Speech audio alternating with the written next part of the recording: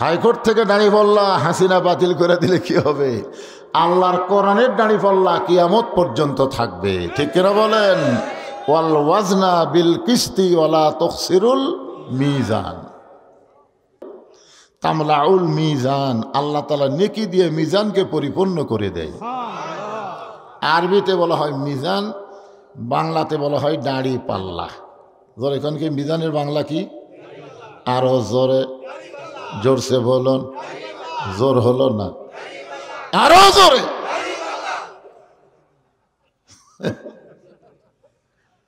দাঁড়ি পাল্লার মিছিল বহুদিন হলে বাংলাদেশে শোনা যাচ্ছে না। জোরে কোন কথা ঠিক কিনা?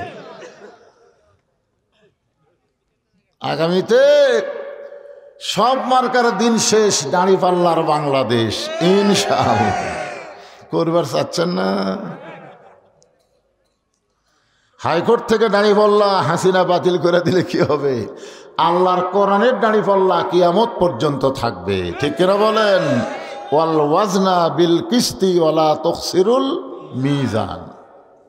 সূরা ফাতিহার শেষের দিকে গেলে পাবেন আনআমতা আলাইহিম। নিয়ামত শব্দের অর্থ হলো আল্লাহর সন্তুষ্টি। আমরা যত বেশি আল্লাহর শুকর আদায় করব, আল্লাহ তত বেশি আমাদের উপরে সন্তুষ্ট হবে।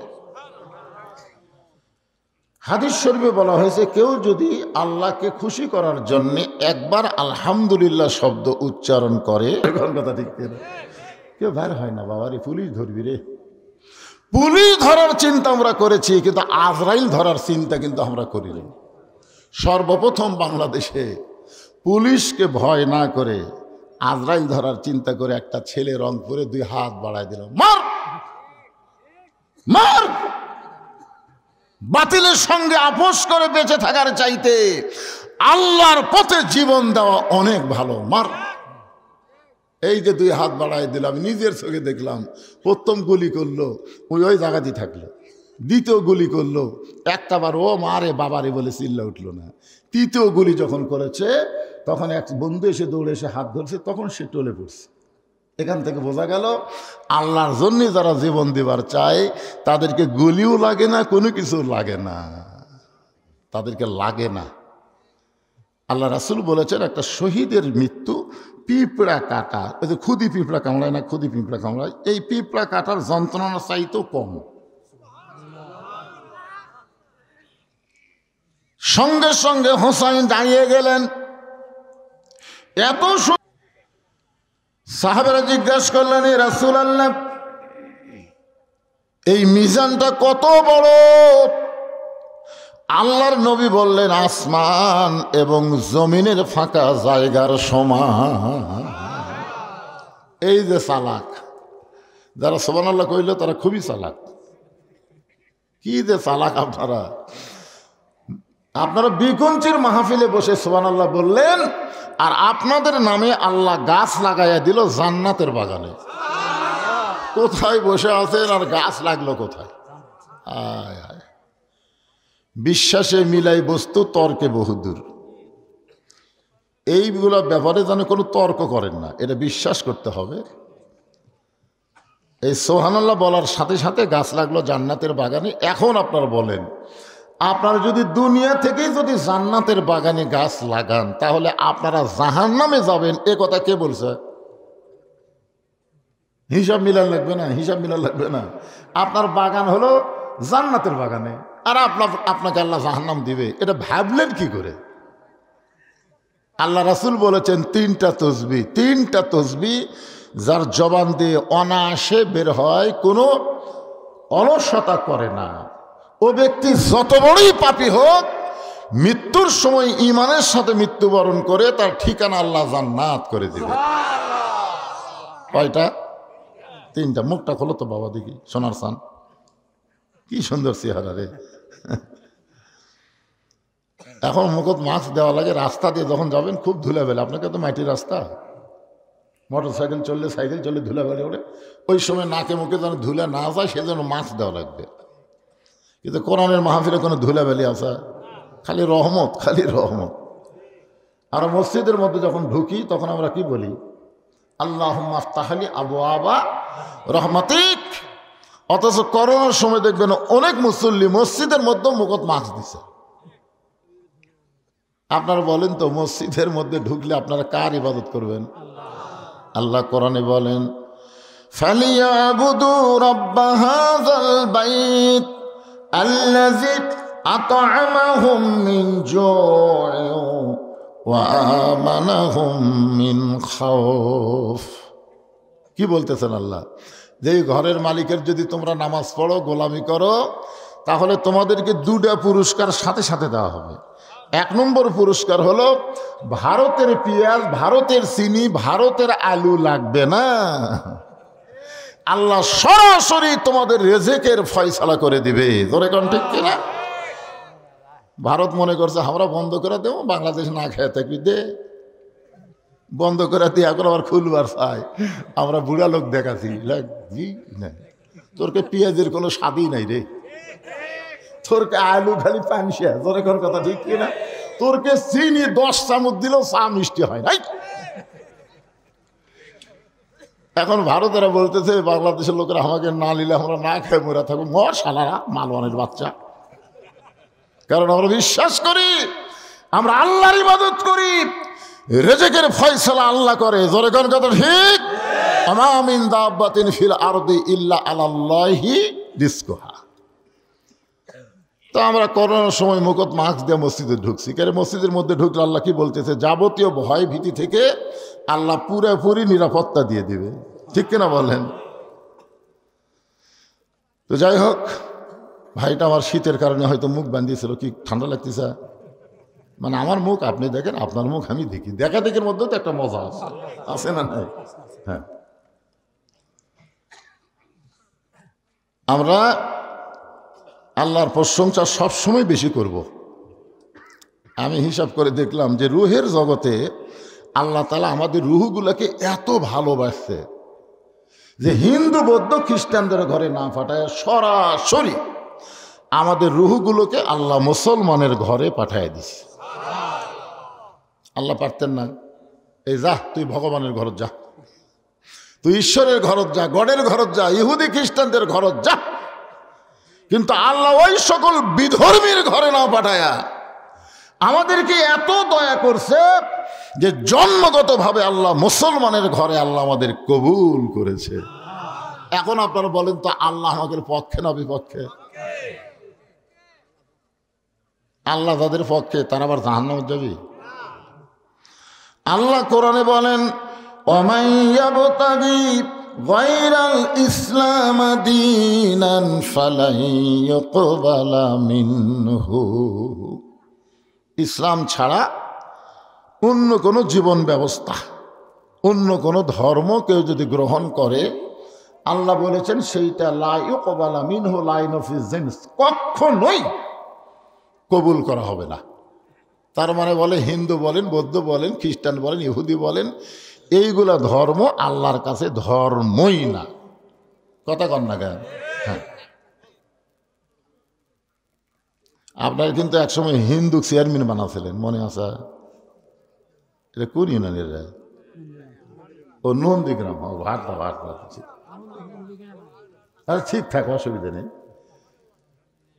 মান তাশাব্বা বিকওমিন ফাহুয়া মিনহুম। এই হাদিসটা পড়ে আমি চিন্তা করি, হায় হায় রে। বোঝেন ভারতের একটা ফাটা কেষ্ট মিঠুন চক্রবর্তী, ওই গত পরশুদিন ফেসবুকে একটা স্ট্যাটাস দিছে, বাংলাদেশকে দখল করতে আমাকে 15 দিনও লাগবে না। ওরা বলে আমাকে দখল করবি। কে রে মিঠুন, তোরকে মাল তোরকে কাছে আমরা ফেরত দিছি। তোর কোন কথা ঠিক না? মোদিরও বউ নাই, শেখ হাসিনার স্বামী নাই, করে একা তোরা খেপিস কারে পাগলা? চিন্তা করে দেখেন, খেপে লাভ আছে? তোরকে মাল তোর দিয়েই দিছি, তো লিয়া থাক। এর মধ্যে মারাত্মক একটা কাহিনী আছে। সেই কাহিনী হলো, শেখ হাসিনা ভারতকে বাংলাদেশ দিবার চাইছিল, বুঝলেন? দিবার চাইয়া 15 বছর বিনা ভোটে ক্ষমতাটা ছিল। তোর এখন ঠিক কিনা? কিন্তু দোয়া ইউনুস কাম সারছে বারে।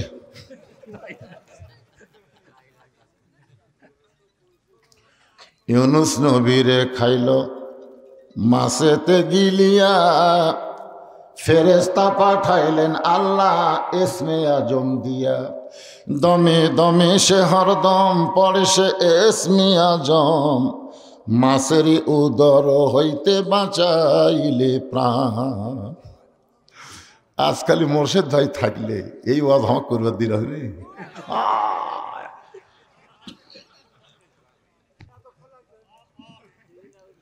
এতক্ষণ আল্লাহ বহুদিন ভাইরে কষ্ট করে অ্যাঙ্গেলে ওয়াজ করছি, অ্যাঙ্গেলে ডাইরেক্ট করবার এদিক দিয়ে মারছি, ডাইরেক্ট আমি কথাই কর পারিনি। কিন্তু বর্তমানে অ্যাঙ্গেলের দিন শেষ, ডাইরেক্টের বাংলাদেশ। জোরে কোন কথা ঠিক না? আর কোনো কথা অ্যাঙ্গেলে হবি না, যা হবি ডাইরেক্ট। ওই থানার পুলিশের গাড়ি দেখলো টেনশন নাই, আওয়ামী লীগ যদি আশেপাশে ঘুপে মারা থাকে কোনো টেনশন নাই। কথা হবে কোরআন থেকে, কুল জাল হক ওয়া যাহাকাল বাতিল ইন্নাল বাতিলা কানা যাহুকা। আল্লাহর প্রশংসা করার কারণ হলো ভাগ্য করে আমরা এমন একটা নবী পাইছি, যেই নবী আমাদেরকে বাহিরে রাইকা ভিতরে ঢুকবে না, আমাদেরকে বেড়াত হইয়া নবী ভিতরে ঢুকবেই না।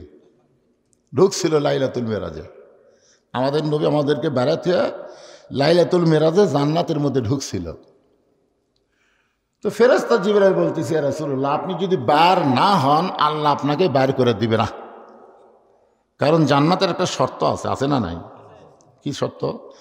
সালামুন আলাইকুম তিবতুম ফাদখুলুহা খালিদিন।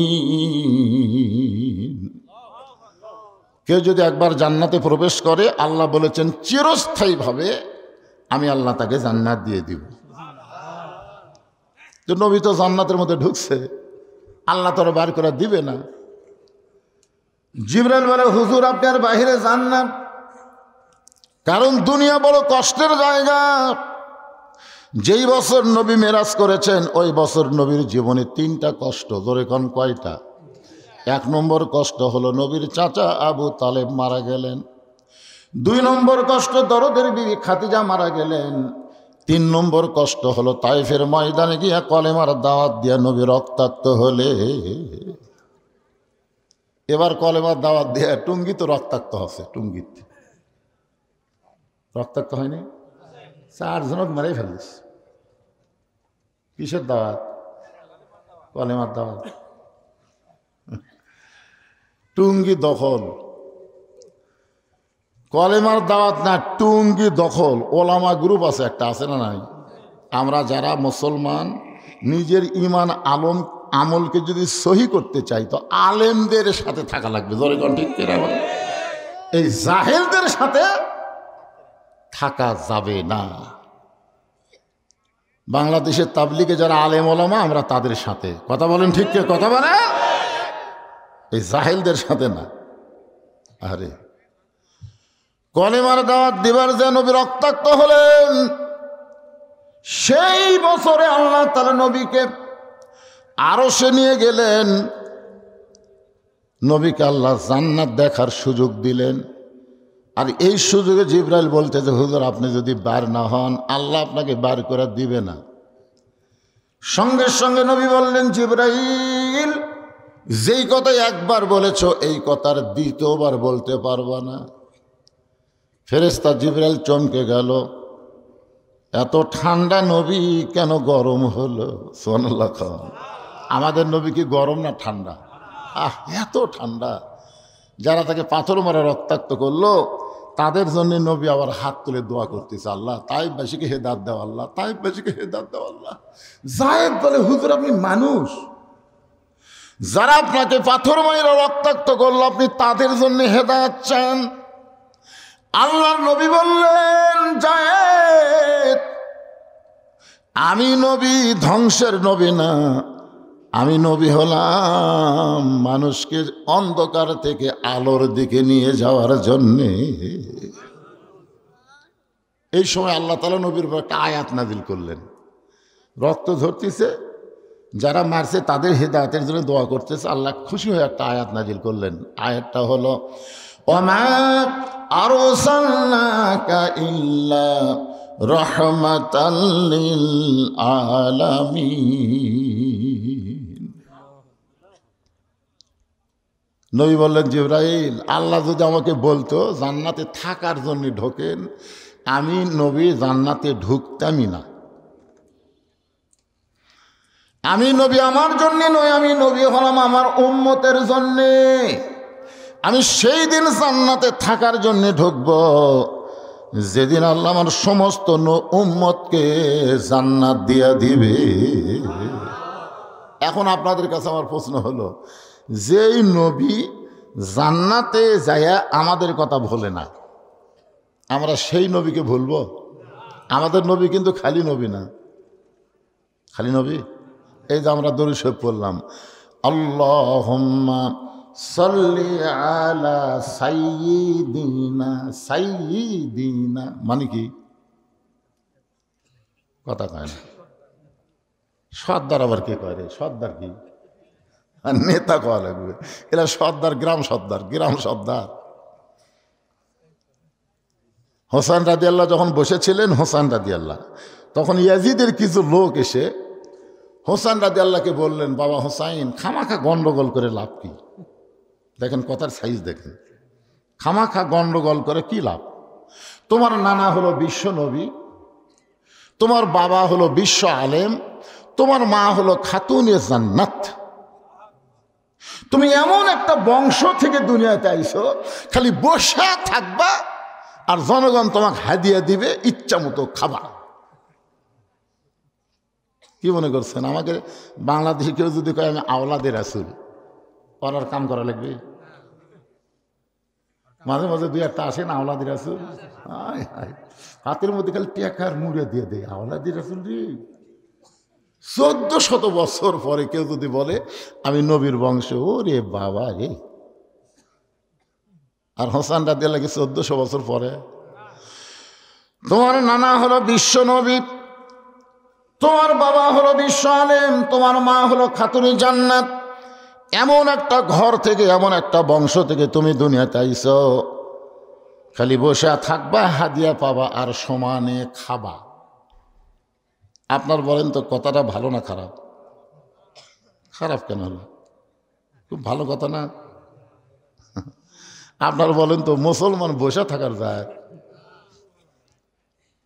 ইমানের দাবি যদি কুরবানি হয়, সেই দাবি ঘরে বসে থাকা নয়।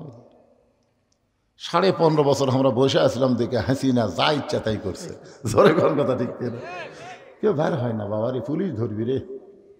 পুলিশ ধরার চিন্তা আমরা করেছি, কিন্তু আজরাইল ধরার চিন্তা কিন্তু আমরা করিনি। সর্বপ্রথম বাংলাদেশে পুলিশকে ভয় না করে আজরাইল ধরার চিন্তা করে একটা ছেলে রংপুরে 2 হাত বাড়ায় দিল, মার মার। বাতিলের সঙ্গে আপোষ করে বেঁচে থাকার চাইতে আল্লাহর পথে জীবন দেওয়া অনেক ভালো, মার।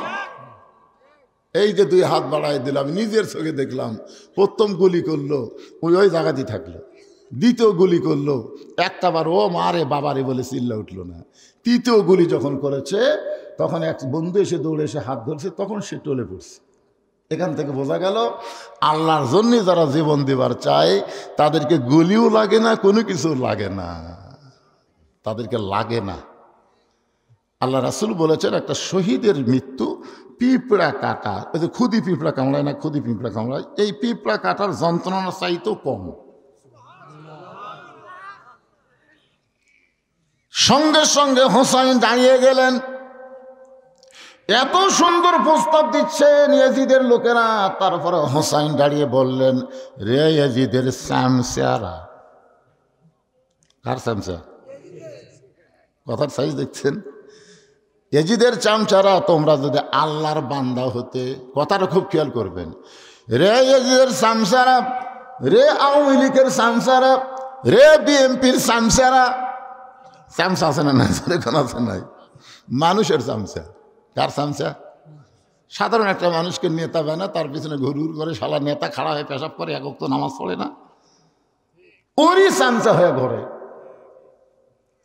হোসেন বলতেছে, রে ইয়াজিদের সামসারা, তোমরা যদি আল্লাহর বান্দা হতে তাহলে আমার নানাকে শুধু বিশ্ব নবী বলতে না। আমার নানা শুধু বিশ্ব নবী নয়, আমার নানা হলো বিশ্ব নেতা। কি বুঝলেন? কি বুঝলেন? তোমরা আমার নানাকে নবী মানবা আর নেতা আর একজনকে মানবা। আজকে আমাদের বাংলাদেশে সমস্ত দলের লোকেরা আমাদের নবীকে নবী মানে, কিন্তু নেতা মানে না। নবীর প্রতি দরুদ পড়ে, নবীরে সালাম করে, দেবতা মাজারের ভিতরে, কিন্তু নবীর সমাজ গড়ার কাজে অনেকের দ্বন্দ্ব মনে বাজে। কথা কয় না? মিলাদ পড়ে, সালাম দেয়, কান্দে, রে পাগলা। বদরে যুদ্ধের দিনে নবী ঘরের মধ্যে ঢুকলেন, ঘর থেকে যখন বের হলো সাহাবেরা তাকায় দেখে নবীর মাথার টুপি নাই, নবীর গাওয়ার জুব্বা নাই। নবী সৈনিকের পোশাক পরে মাথার হেলমেট দিছে, আর হজরত আলীকে বলতেছেন, আলী আমার কোমরের বেল্ট একটু টাইট করে দাও তো। তো হজরত আলী এসে কোমরের বেল্ট যখন বারবার টাইট করে, নবী বলে আরো টাইট করে দাও। মানে পেটের মধ্যে ভাত নাই তো, বুঝতেছেন না? মানে পেট খঙ্গা হয়ে গেছে, পেটই খালি টাইট দেয়, আরো ভিতরে ঢুকে যায়। আবু বকর বলে, ইয়া রাসূলুল্লাহ, আপনি আল্লাহর নবী। রাসূল বলেন, আবু বকর, আমি আল্লাহর নবী যেমন ঠিক, আজকে বাতিলের বিরুদ্ধে হকের পক্ষে আমি হব আল্লাহর সেনাপতি। তার মানে কি বুঝলেন? খালি দরুদ আর সালাম দিয়ে মাজারের মধ্যে বসে থাকার জন্য ইসলাম না। ইসলাম হলো বাতিলের বিরুদ্ধে প্রয়োজন হলে সেনাপতি হওয়া লাগবে। জোরে কথা কন না? নবীর প্রতি দরুদ পড়ে, নবীরে সালাম করে মসজিদের ভিতরে, কিন্তু নবীর সমাজ গড়ার কাজে অনেকের দ্বন্দ্ব মনে বাজে। এই বাহিরে কথা কয় কেরে? এই বাহিরে যারা কথা কয়, মুরগির তলের ডিমের বাচ্চা হয়। যেরকম কথা ঠিক কিনা? 12টা ডিম দিছে, 10টার বাচ্চা আছে। কেরে 10টার বাচ্চা হলো, 2টার কি অপরাধ? বলে 2টার অপরাধ হলো মুরগির বুকের তলে থাকেনি, খালি সাইড মারছে। এই সাইড মারার কারণে ঠিক মতো উষুম পায়নি, এরা কাজিয়া হচ্ছে। আপনারা বলেন তো, কাজিয়া ডিম ভেজা খাওয়া যাবে? সিদ্ধ করে খাওয়া যাবে? যেটি 10 জন লোক বসে আছে ওটি ভাঙ্গা যাবে? আয় আয়, সামিয়ানার বেড়া যারা কথা কয়, এরা হলো কাজিয়া ডিম। জোরে কান কি ডিম? মুসলমানের বাচ্চা, তুমি যদি মুসলমানের বাচ্চা হও, আল্লাহর কোরআনের সামিয়ানার নিসবাত দিয়ে রাস্তায় ঘোরার কোনো সুযোগ তোমার নাই। আজকে তুমি মাস্তানি করতেছ, 2 দিন পর তোমার মাস্তানি থাকবে না, তোমাকেও দুনিয়া ছেড়ে অন্ধকার কবরে যাওয়া লাগবে। জোরে কোন কথা ঠিক কি না? মানুষ মরে গেলে যে আয়াত পড়ে, আমি সে আয়াত দিয়ে তাফসীর করব। মনে নাই কি আয়াত কইছি? ইজা আসাবাতুহুম মুসিবাতুন ক্বালু ইন্না লিল্লাহি ওয়া ইন্না ইলাইহি রাজিউন। আসলে বাইরে যে ছেলেপেলে ঘুরতেছে ওদের কোনো দোষ নেই, দোষ হলো ওদের বাপ মায়ের। রাসূল বলেছেন 6 বছর থেকে নামাজের তালিম দাও, 10 বছর থেকে ঘাড় ধরে, জোরে কোন কি ধরে, ঘাড় এরকম ঘাড় ধরে টিপি দিয়ে মসজিদত লিয়া দাও। আপনারা পারেননি দেখে আর এলাকাল ঘুরতেছে। বক্তার দোষ নেই, দোষ হলো বাপ মায়ের। আল্লাহ ওই সকল বাপ মা যাদের সন্তানকে ছোট্টবেলা থেকে আল্লাহর নামাজের দিকে নিয়ে আসতে পারে নাই, ওই বাপ মাকে আল্লাহ ছাড়বে না। জোরে কোন কথা ঠিক কথা। যাদের বেটারা বাইরে ঘুরতেছে, ওই বেটাকে যদি একটা পাপ হয়, বাপের 10টা পাপ হবে। দেখেন তো কার বেটারা ঘুরতেছে, দেখেন তো। আর যদি বাইরে ঘরে ঘরো, কোনো সাউন্ড করা চলবে না। সর্বনাশ, কি কথা রে! বদরশিদ ওয়াজ করবে রাচ্ছে, বাইরে পেট পেট করতেছ। 2 ঘন্টা লাগবে না আল্লাহ জবান বন্ধ করে দিতে। জোরে কোন কথা ঠিক কি না? এই জবান আল্লাহ দিয়েছে, কাড়ে দিতে 2 ঘন্টা লাগবে না। একটু জিকির করেন, আয় আয় বাবা আয়, ভিতরে আয়, ময়নারা ভিতরে আয়। গেলাইনি বাদান, কেবল শুরু করছে, আয় শোনো এই দাঁত দেওয়া, সবাই একটু জিকির, ওরা সব চলে আসবে। যে দাঁতকি মারছে আরো থাকে বেড়ে, আয় আয় বস। লা ইলাহা ইল্লাল্লাহ, জোরে লা ইলাহা ইল্লাল্লাহ, লা ইলাহা ইল্লাল্লাহ, লা ইলাহা ইল্লাল্লাহ, লা ইলাহা ইল্লাল্লাহ, লা ইলাহা, লা ইলাহা ইল্লাল্লাহু মুহাম্মাদুর রাসূলুল্লাহ সাল্লাল্লাহু আলাইহি ওয়াসাল্লাম। রেজিদের সামসারা, তোমরা যদি আল্লাহর বান্দা হতে তাহলে আমার বাবাকে শুধু বিশ্ব আলেম বলতে না, আমার বাবা হলো বিশ্ববীর। এজিদের চামচারা কি কয়, তোমার নানা হলো বিশ্ব নবী, তোমার বাবা হলো বিশ্ব আলেম। দেখেন এরা কিন্তু একটা কষে একটা বাদ দিছে। বিশ্ব নবী কষে কিন্তু বিশ্ব নেতা বাদ দিছে, বিশ্ব আলেম কষে কিন্তু বিশ্ব বীর বাদ দিছে। হোসেন বলে, রে এজিদের চামচারা, আমার মা শুধু খাতুনে জান্নাত নয়, আমার মা হলো ফাতেমা তো জোহরা। আপনারা দেখেন তো কি ক্যাপাসিটি করছে। হুজুর আপনি খুবই ভালো মানুষ, হুজুর হুজুর আপনার মতন ভালো মানুষ আমাকে এলাকার কেউ নেই। হুজুর আপনি মসজিদের যান, হুজুর আপনি মসজিদের যান, হুজুর মসজিদের আপনি ইমাম, মসজিদের আপনি খাদেম, আপনি সবসময় মসজিদে থাকবেন, যা লাগে আমরা বাইরে থেকে আপনাকে সাপ্লাই দেবো, আপনি যেন বাড়ান না। হুজুর হুজুর এখন মসজিদের মধ্যে আল্লাহ আল্লাহ করে, আর শয়তানরা গোটা সমাজ দখল করে নিচ্ছে। জোরে কর কথা ঠিক কি সিটারি বাদে, কি সিটারি। হোসেন বুঝাই দিল, আমার নানা যদি শুধু বিশ্ব নবী হইতো তাহলে গভীর রাত্রে মক্কার 37 জন নেতা আমার নানার বাড়ির চারিধার কেন ঘেরাও করলো? মক্কার 37 জন নেতা, জোরে কোন কয়জন নেতা? একে দাও কুড়াল বর্ষা তীর নিয়ে নবীর বাড়ির চারিধার ঘেরাও করছে। যদি খালি নবী হতো তো বাড়ি ঘেরাও করতো? আবু জেহেল কি বলছিল, বাবা তুমি যদি চাও মক্কার সবচাইতে ধনী বানিয়ে দেবো তোমাকে, তুমি যদি চাও, তুমি তো একটা বিধবাকে বিয়ে করছে, একটা যুবতী সুন্দরী নিয়ে তোমার সাথে বিয়ে দেব, তুমি যদি চাও। কি খাবা, কি খাবা তুমি? তোমার বার হওয়া লাগবে না, খালি বসে থাকবা আর খাবা, আর এই কোরআন শরীফটা তুমি ঘরের মধ্যে খালি পড়বা, আমরা বাইরে দিয়ে শুনবো, তুমি খালি পড়ে যাবা, এই কোরআন লিয়ে যান বেড়ে যাবে না। কারণ জানে কোরআন মসজিদের মধ্যে থাকলে, মাদ্রাসার মধ্যে থাকলে আবু জেহেলের কোনো অসুবিধা নেই।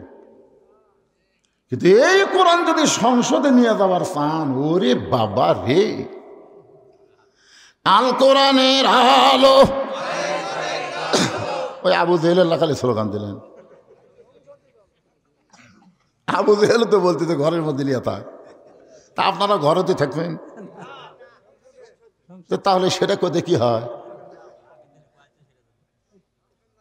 আগের থেকে তো অনেক কিছুই করছেন, এখনো সেটা করে চলবে?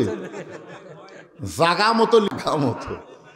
হ্যাঁ, আমি যেই বলবো আল কোরআনের আলো, আপনার বলবেন সংসদে জালো, বলতে পারবেন না? আল কোরআনের আলো, কোরআন হাদিস যেখানে, দুনিয়ার মুসলমান লিল্লাহে তাকবীর।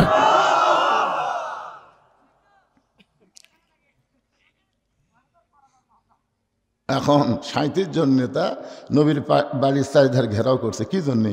বাড়ি পড়া দিচ্ছে।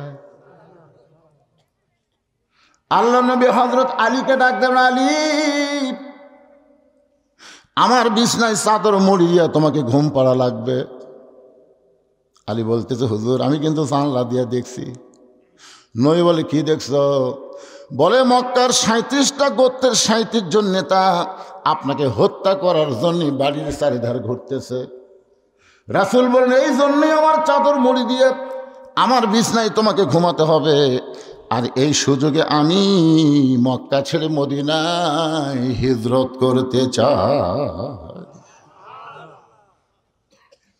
আলী বলতেছে, হুজুর এতদিন আপনার বাড়ি কেউ ঘেরাও করেনি, তখন আল্লাহ আপনাকে হিজরত করতে হুকুম করলো না, আর আজকে তখন মারার জন্য সবাই দাঁড়িয়ে আছে, এই সময় আল্লাহ আপনাকে মদিনার যাওয়ার কথা বললো। আমার মনে হয় আল্লাহ ইচ্ছা করে আপনাকে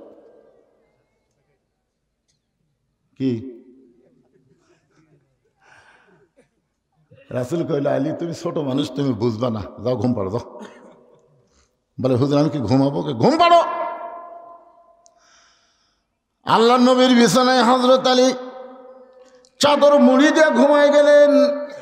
নবী দরজা খুলে তাকায় দেখে সাইতের জন্য তা অস্ত্র নিয়ে দাঁড়ায় আছে। নবী বলেন, আল্লাহ এরা অস্ত্র নিয়ে আমাকে হত্যা করার জন্য বাড়ির চারিধারে ঘেরাও করেছে, আমি কি করব? আল্লাহ বলতেছেন, নবী গো, الذي خلق الموت والحياة ليبلوكم أيكم أحسن عملا وهو العزيز الغفور। মৃত্যু এবং হায়াতের মালিককে। কোরআনের 3টা আয়াত পড়ে এক মুষ্টি বাড়ির মধ্যে ফুঁক দেন। অনুনাজ্জিলু মিনাল কোরআনি মা হুয়া শিফাউ ওয়া রাহমাতুল লিল মুমিনিন। সব সমস্যার সমাধান, সবাই বলবেন এ কোরআনের মধ্যে পাওয়ার আছে না নাই? তার সবাই বলবেন সব সমস্যার সমাধান দিতে পারে আল কোরআন। সব সমস্যার সমাধান দিতে পারে আল কোরআন। আল্লাহর হুকুমে নবী আসমানের দিকে বালু ছিটাই দিলেন। সাইতের জন্য তার চোখের মধ্যে আল্লাহ বালু ঢুকাই দিল। ওর হাতত তীর আছে, বর্ষা আছে, দাও আছে, কুড়াল আছে। বালু যদি চোখর ঢোকে, কুড়াল আর হাতত থাকে, সব ফেলা দিয়া চোখ ঢলতিছে। ইতিমধ্যে রাসূল কয়, আল্লাহ এখন তো ওরকে অস্ত্র দেই, ওরকে সাইজ করা যাবে, কারণ এরা তো অস্ত্র ফেলে দিয়েছে আর চোখ ঢলতিছে। এই সুযোগে যদি আবু জেহেলকে একটা বসে দেই। আল্লাহ বললেন, না এখন না, সময় মতো মার হবি। 24 সালের 5 আগস্টে মার হবি। কথা ঠিক না? এখন না, সময় মতো। কম হিজরত করিনি ভাই রে। সিরাজগঞ্জ থেকে গাড়ি ছাড়ছি, বউ আমারে মোবাইল করে কয়, এখন কোথায় আছেন? বলি, রোডে। বাড়ির যান, আসেন না, হিজরত করেন। বাড়িতে আসেন না, হিজরত করেন। শ্বশুর বাড়িতে মোবাইল করলাম, আব্বা খবর কি? না বাবা, একটু চলবি না। কি শেষ পর্যন্ত আলুর বাগুড়ের মধ্যে কম্বল বিছায় আল্লাহ আল্লাহ সুবহানাল্লাহ। আমরা খালি বলি, আল্লাহ এই কষ্ট কবে যাবে? আল্লাহ হয়তো বলেছে জাগা মতো মারে হবি। ধরে কোন কথা ঠিক কিনা? আল্লাহ নবী গভীর রাত্রে চুপি চুপি আবু বকরের বাড়ির দরজায়, নেতা যেমন কর্মীও তেমন, শুধুমাত্র দরজায় ঠোকা মারছে, সঙ্গে সঙ্গে দরজা খুলে গেছে। রাসূল বলে, আবু বকর এই গভীর রাত্রে তোমার বাড়িতে আসতেছি, তুমি কি জানতো বাবা? আবু বকর বলে, রাসূলুল্লাহ কয়েক মাস আগে আপনি বলেছিলেন একদিন গভীর রাত্রে মক্কা ছেড়ে মদিনায় হিজরত করা লাগবে। সেদিন থেকে আজ পর্যন্ত কোনো রাত্রিবেলা ঘুমাইনি, বরং সারা রাত দরজায় দাঁড়িয়ে থাকি। রাসূল বললেন, চলো যাই। সঙ্গে সঙ্গে আবু বকর নবীর সঙ্গে রওনা দেয়। রাসূল বলে, আবু বকর একটাবার কি বাড়ির মধ্যে যাবা না? তোমার বিবি বাচ্চার কাছে কি কিছু বলবা না? আবু বকর বলে, নবী গো, যেদিন থেকে আল্লাহ নবীর মালা গলায় পড়েছি, সেদিন থেকে দুনিয়ার সব কিছু ভুলেছি। নবীর সঙ্গে সঙ্গে আবু বকর যায় মক্কা থেকে মদিনার উত্তর দিকে, কিন্তু নবী যাচ্ছেন পূর্ব দিকে। আবু বকর বলে, রাসূলুল্লাহ আপনি মনে হয় রাস্তা ভুল করেছেন হুজুর, উত্তর দিকে মদিনা, সেদিকে না গিয়ে কেন পূর্ব দিকে। রাসূল বলে, আবু বকর ওই যে তাকায় দেখো বিশাল একটা পাহাড়, ওই পাহাড়ের মাথায় একটা গর্ত আছে, এই গর্তের ভিতরে আমাদেরকে আত্মগোপন করা লাগবে। আবু বকর, নবী গো ওই গর্তের মধ্যে আত্মগোপন করা এটা কি আবু জেহেলের ভয়ে না আল্লাহর হুকুম? রাসূল বলে, আবু বকর মুসলমান কোন মানুষের ভয় করে না, মুসলমান যা করে আমার আল্লাহর হুকুমে করে। 15.5 বছর আলুর বাগুনের মধ্যে অন্য জায়গায় যারা লুকায় লুকায়া নবীর সুন্নত আমল করেছে, এই সুন্নতটা হলো গারে সুরের সুন্নাত। আবু বকরকে নিয়ে নবী সারা রাত, সকাল হয়ে গেছে। হোসেন বলতেছে, রে ইয়াজিদের চামচারা, আমার নানা শুধু বিশ্ব নবী নয়, আমার নানা যে বিশ্ব নেতা। যদি বিশ্ব নবী হতো আবু জেহেলেরা কিছুই বলতো না, কিন্তু নেতা হবার গেছে দেখে তো ওরা মনে করছে এই আব্দুল্লাহ এতিম বেটা যদি নেতা হয় তাহলে আমাকে রে। এই জন্যই তো আজকে আপনারা কোরআন নিয়ে যদি বাংলাদেশকে আবাদ করতে চান, কোরআনের শাসন চান, তাহলে আবু জেহেল মার্কার নেতা যারা বাংলাদেশে আছে তারা সব সময় আপনাদের বিরুদ্ধচারণ করবে। জোরে কোন কথা ঠিক কিনা কথা বলেন? সকালবেলা হয়ে গেছে, আবু জেহেল কয়, যে পড়া দিলাম বারে আমাকে ভয়ে বাড়ায়নি রে, আমাকে ভয়ে বাড়ায়নি। আবু সুফিয়ান বলতেছে, তাহলে কি করবেন, ফেরত যাবেন? না না, এরকম 37টা গোত্রের লোক আবার এক হওয়া যাবি? আমরা ঐক্য জোট করছি যে আজকেই ফয়সলা করা লাগবে। তাহলে কি করবেন? বলে দরজা ভাঙ্গা ভিতরে ঢুকবো। আবু জেহেলের নেতৃত্বে 37 জন নেতা আল্লাহ নবীর ঘরে দরজা ভাঙ্গা ভিতরে তাকায় দেখে ওড়ে তামানে চাদর দিয়া ঘুম পাড়তিছে।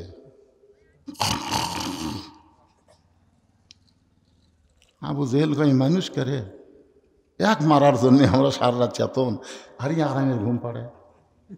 উকিল এসে বলতেছে মীর কাসেম আলীকে, মীর কাসেম আলীর নাম শুনছেন? উকিল বলতেছে রাত 12টায় আপনার ফাঁসি হবে। বলে এখন কয়টা বাজে? বলে রাত 9:30। 2.5 ঘন্টা? তাহলে আমি 2 ঘন্টা ঘুম পাড়ি ভাই। উকিল কয়, পাগলা নাকি? রাত 12টায় ফাঁসি হবে আর 2 ঘন্টা ঘুম পাড়বেন? আপনার ফাঁসি চিন্তা হচ্ছে না? এই পাগল, যাওয়া তো লাগবেই। এখন যে ভাবি হোক আমরা দুনিয়াতে এসেছি থাকার জন্য, যাওয়া লাগবেই। এই যাওয়াটাকে তো মেনে নেওয়া ইমান। তোর এখন কথা ঠিক কিনা?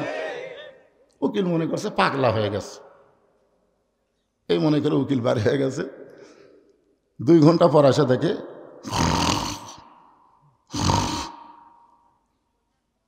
উকিল কই, কে রে?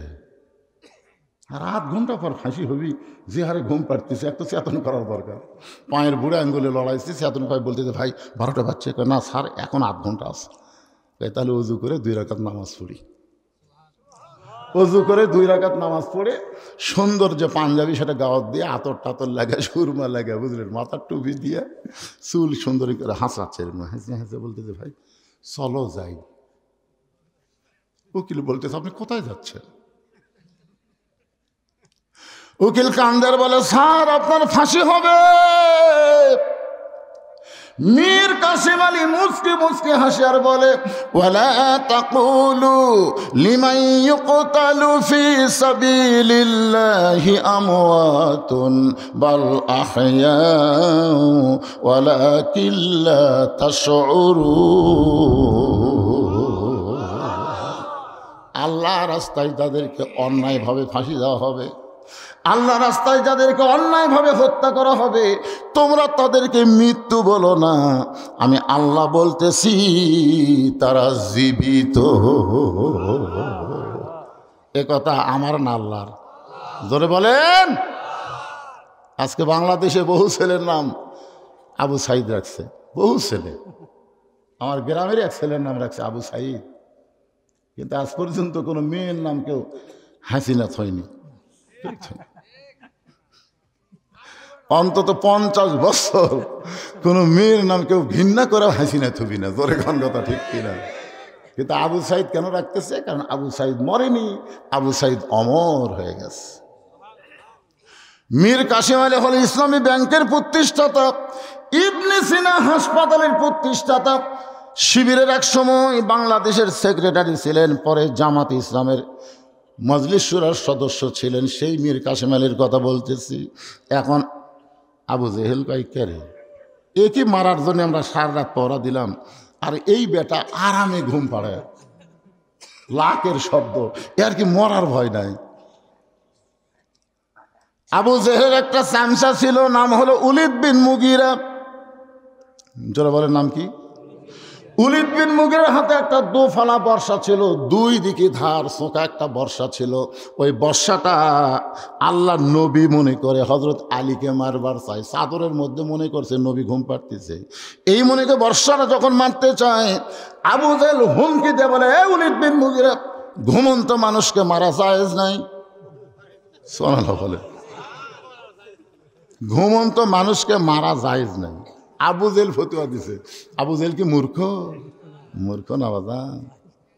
আবু জেহেল জানে যে এই বাড়ি মানে আল্লাহ রাসূলের বাড়ি, আর আবু জেহেলের বাড়ি লাগালাগি বাড়ি।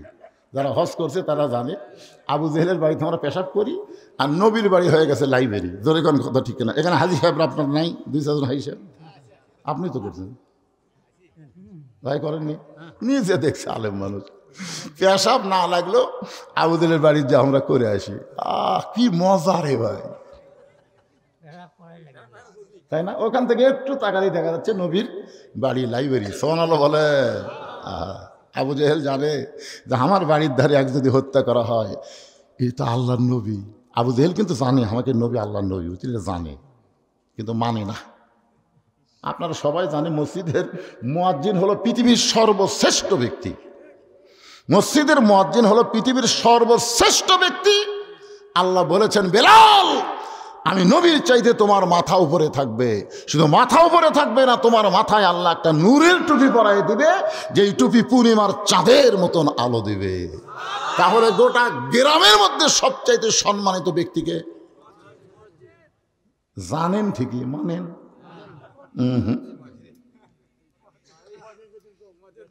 জানি ঠিকই, মানি না। কথা বলেন, জানি ঠিকই। একটু মনোযোগ দেবেন। উলিদ বিন মুগিরা বলেন, এটা আপনার কথা মানতে পারবো না, যাকে পড়া দিলাম সারা রাত আমরা নিজেরা ঘুম পাড়তে পারলাম না, আর এই বেটা চাদরের তলে ঘুম পাড়ে, একে না মারা পর্যন্ত আমার শান্তি নাই। এই বলে আবার যখন বর্ষা মারতেছে, এমন সময় আবু জেহেল খফ করে বর্ষাটা ধরছে। আবার যখন মারতেছে খফ করে ধরে বলতে চাই, তুই আমার কথা মানিস না কেন রে? অনেক সময় দেখবেন নেতার চাইছে চামচাকের মশান বেশি হয়। গত 15.5 বছর দেখেননি? নেতারা মোটামুটি ঠান্ডা, কিন্তু চামচা চিনিস? আমি কার দল করি তুই জানিস? তোর সাইজ করতে আমার 2 ঘন্টা লাগবে না রে। হাই রে চামচাকের মশান ভাই। আবু জেহেল হলো নেতা, উলিদ বিন মুগিরা হলো চামচা। বলে নেতা সব কথা আপনার মানা যাবে না, সারা রাত চেতন থেকে যাক পহরা দিলাম, এই বেটা আরামের ঘুম পাড়ে, আমাকে ঘুম নাই, মারবো। এই যেই মারবে খপ করে বর্ষা ধরছে, আমার কথা মানিস না কেন? এখন আপনাদের কাছে আমার প্রশ্ন হলো, আল্লাহ নবীর যত শত্রু ছিল, সবচাইতে বড় শত্রুর নাম কি? সবাই এক বাক্যে বলেন, সবচাইতে বড় শত্রুর নাম কি? আর সবচাইতে খারাপ শত্রুর নাম কি? সবচাইতে খারাপটার নাম হলো উলিদ বিন মুগিরা। এই জায়গা ফাঁকা হলো কেন? এই জায়গা ফাঁকা হলো কেন?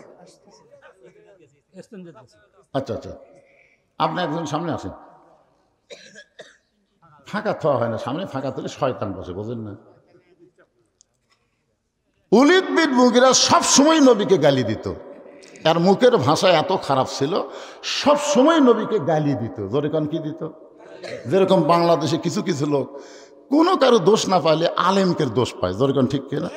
ওই চাষতলে বসে গল্প করে, দেখছি রে, বহু দেখছি। ওয়াজ করে এত টাকা লিয়ে যায়, বুঝতেছি না? দেখবেন যত দোষ সব আলেমের দোষ।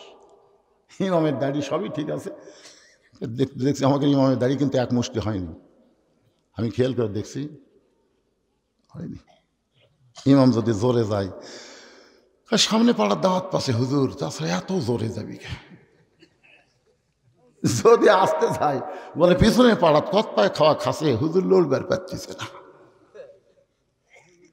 আপনারা বলেন আলেমদের দোষ যারা ধরে এরা কে? হ্যাঁ, নবীর সাহাবীদের নিয়ে আলোচনা করতেছে। এমন সময় ওলীদ বিন মুগীরা সাইড দিয়ে যাচ্ছে আর বলতেছে, ও মুসলমানের নবী, আপনি যদি এতই ভালো হবেন তাহলে জন্মের আগে আপনার বাপ মরল কেন? আপনারা বলেন তো, জন্মের আগে নবীর বাপ মরছে, এটা কি নবীর দোষ? কেউ যদি বলে হুজুর আপনি এতই ভালো বক্তা হবেন তাহলে কালো কেন? না না না, যদি কেউ কয় কি করবেন? শিশুকালে মইরা গেছে মা, গর্ভে থাকতে মরছে পিতা, নবী চোখে দেখলেন না। কে করিবে লালন পালন, কে দিবে সান্ত্বনা, এই দুনিয়ার বড় এতিম নবী ছিলেন একজনা। নবীর চোখ দিয়ে দর দর করে পানি পড়ছে। আল্লাহ বলে, হাবিব আপনার চোখের মধ্যে পানি। নবী বলেন, আল্লাহ জন্মের আগে আমার বাবা মরে গেছে, সেখানে আমার কি দোষ আছে? কিন্তু ওলীদ বিন মুগীরা এমন একটা কথা বলল, যেই কথা শুনে আমার বড় কষ্ট হলো। আল্লাহ বলে, হাবিব যে আপনারই কষ্ট দেয় সে আমি আল্লাহকেও কষ্ট দেয়।